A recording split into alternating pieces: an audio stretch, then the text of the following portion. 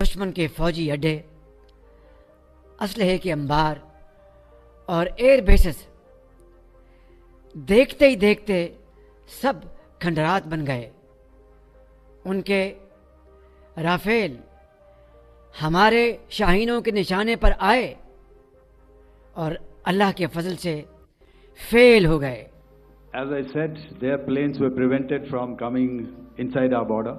All right. So we do not have the wreckage with us, but definitely we have downed a few planes. Numbers, we would not like to hazard a guess out here. Okay. I have the numbers. Okay. And we are getting into the technical details of it to establish it. So I would not like to put a figure at this time. प्रमाण यहां पर हैं और प्रमाण वहां भी हैं, पाकिस्तान में भी हैं।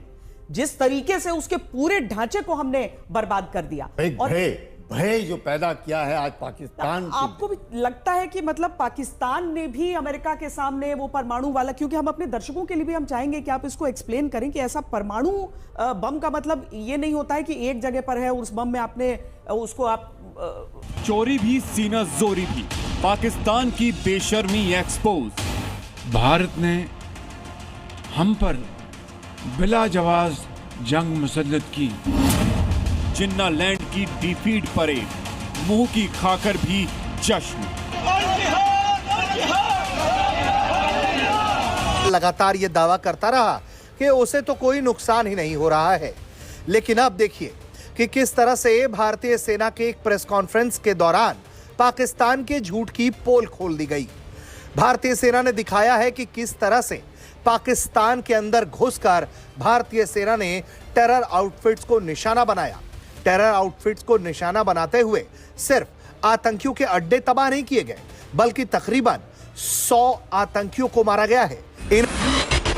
तो दोस्तों, भारत के खिलाफ पाकिस्तान की चाहे मीडिया हो या फिर पाकिस्तान का प्रधानमंत्री ही क्यों ना हो, वो दुष्प्रचार करने में लगा हुआ है। और पाकिस्तान के प्रधानमंत्री का भी कहना है कि हमने भारत के ऊपर फतह हासिल कर ली है। भले ही पाकिस्तान की तरफ से दागी गई मिसाइलें भारत की जमीन के अंदर धूल चाट रही हों, परंतु पाकिस्तान के नेता और वहां की मीडिया अलग ही दुनिया के अंदर जी रही है। अभी चाइनीज मीडिया की एक सैटेलाइट इमेजरी में भी साफ बताया गया कि पाकिस्तान का सत्यानाश हो चुका है भारत की मिसाइल स्ट्राइक में। और अब भारतीय सेना ने प्रेस कॉन्फ्रेंस करके पाकिस्तान की पोल पूरी दुनिया के सामने खोलकर रख।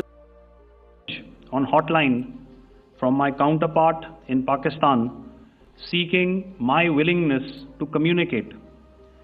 Since our initial aim was to strike at terror camps and all our actions in the subsequent days were in response to the intrusions and violations by the Pakistan Air Force and its army, it was decided that I would indeed speak with my counterpart.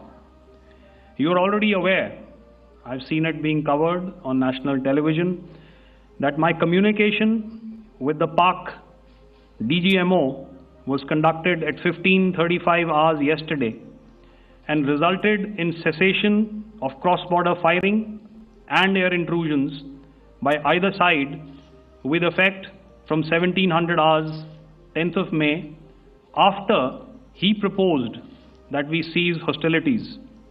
We also decided to further speak on the 12th of May, that's tomorrow, at 1200 hours, to discuss the modalities that would enable the longevity of this understanding. However, disappointingly, and must I add, दुश्मन के फौजी अड्डे, असलहे के अंबार और air bases देखते ही देखते सब खंडरात बन गए। उनके राफेल हमारे शाहीनों के निशाने पर आए और अल्लाह के फजल से फेल हो गए।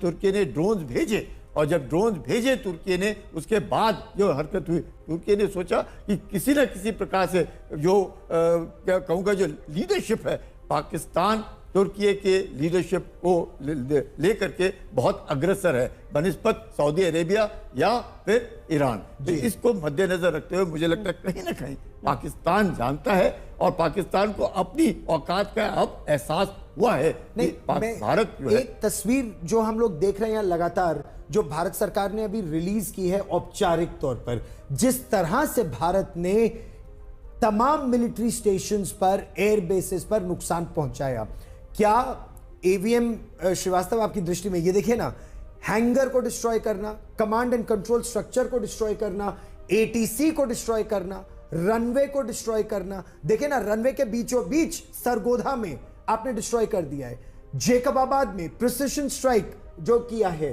क्या इससे पाकिस्तान उस थ्रेशोल्ड पर पहुंच सकता है? ये तो आप सोचे ना, पाकिस्तान की एक तरह से नाक ही नहीं गर्दन काट दी है अपने। ये आप बिल्कुल ठीक कह रहे हैं गौरव। इस तरह का अटैक जहां आपका कंट्रोल सेंटर खत्म हो जाए, जहां आपका रनवे खत्म हो जाए, नेविगेशनल एड्स, आपने एटीसी की बात की, इसका मतलब नेविगेशनल एड्स खत्म हो गए, जहां आपके हैंगर में रखे हुए सारे इक्विपमेंट खत्म हो गए, रेडार चले गए, आपके रेडार तक चले गए, अब वो एयरफील्ड को दोबारा आने में पूरा समय चाहिए, वो नहीं खड़ी हो सकती। रनवे में क्रेटरिंग हो जाएगी तो उसको क्विक सैंड से हम लोग फिल कर सकते हैं, वो 12-14 घंटे में वो ऑपरेशनल हो सकता है, मगर ये डैमेज रिप्लेस नहीं किया सकता।